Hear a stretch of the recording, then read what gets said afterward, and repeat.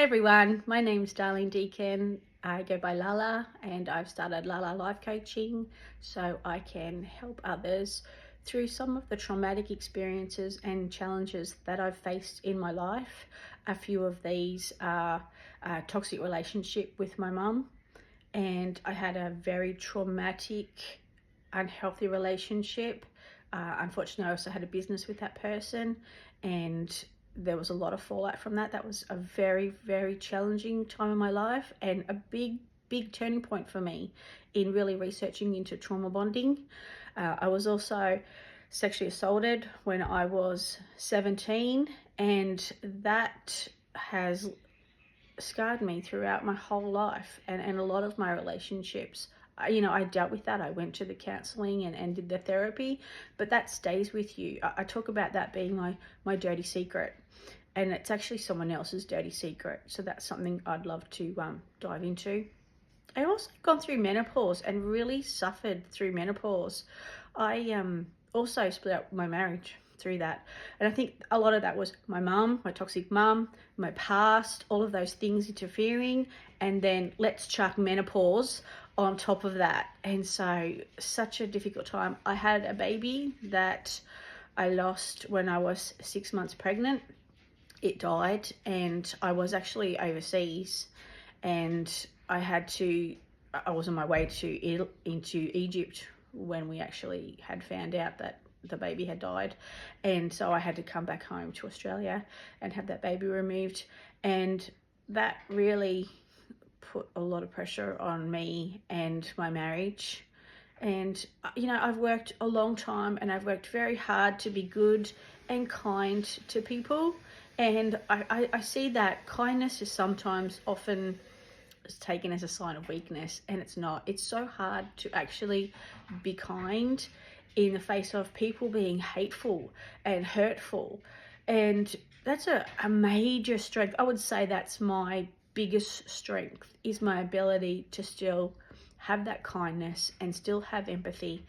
Throughout my career, whenever I did, testing and disc profiling, that sort of stuff, I always scored way too high on empathy.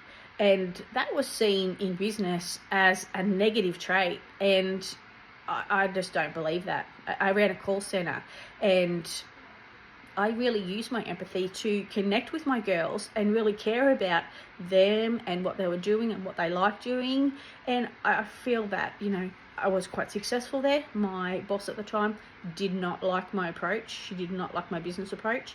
And I moved on from there to Dale Carnegie, where their whole system is built on relationship-centered businesses. And I really flourished in that environment. And it gave me a real love for the training coaching world, where you can really impact someone's life by empowering them, by empowering people to step into their own power and not doubt themselves and not feel like an imposter. Everyone, just about everyone, apart from those, amazing 1%ers that just don't have that, most people experience that feeling of imposter syndrome and not feeling good enough.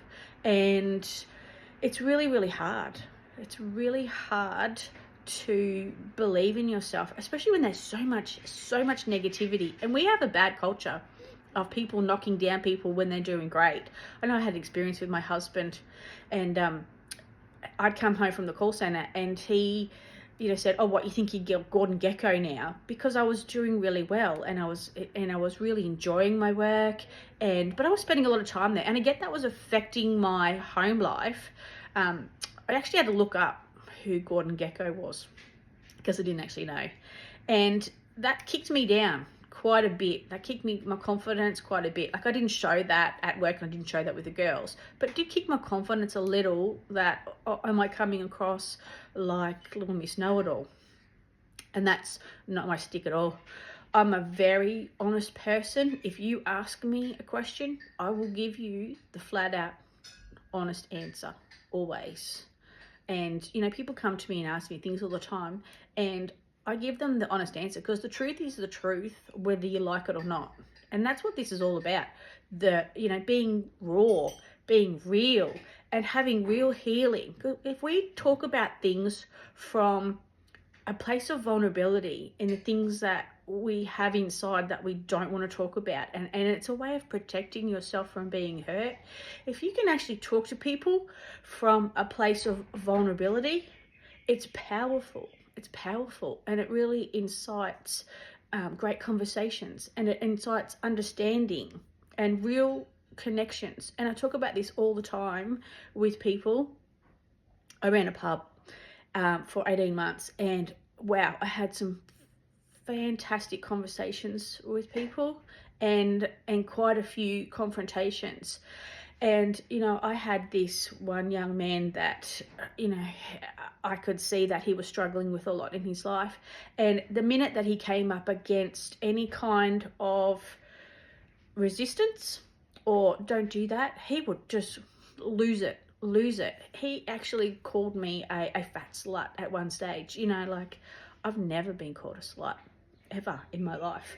Fat, yeah, I gotta wear that label, and I'm okay with that. I'm not a skinny girl, I'm okay with that. But being called a fat slut is just, that was meant purely to hurt, and that was purely out of his frustration. So I did say to him, okay, I'll earn being fat, but slut, not so much.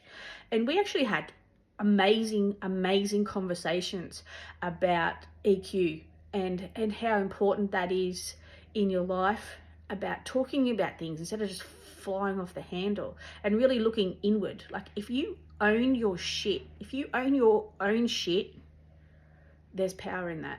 Don't take on other people's shit. Their shit is their shit.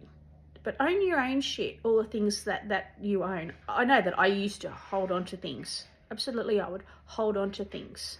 And I would be so hurt and so wounded, especially in my marriage, which I don't have anymore. And in the back of my mind, I would feel that if I forgave things, I let the person get away with it. They didn't suffer enough. They didn't punish enough. That, I really needed you to understand how much it hurt me and suffer for that. And I know that I've experienced this recently with my daughter, through that situation that we had in the pub with my crazy ex. She was very upset and very hurt by some of the things that happened, and that I wasn't in a position to just get up and go when she did. And she held on to that. That's only just come out like a year later. That came out, how hurt she was feeling.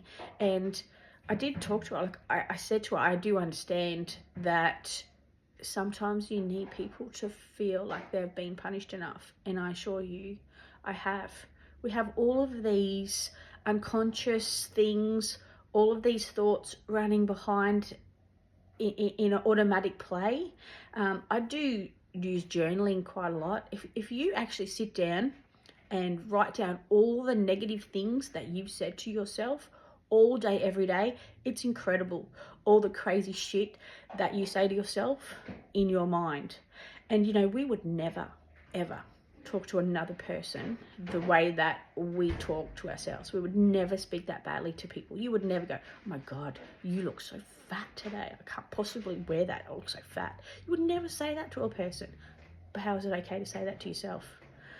So I just want a space where we can talk about, really talk about openly with vulnerability, raw, real stuff, and absolutely heal. This is my passion in life, and I'd love for people to come on this journey with me.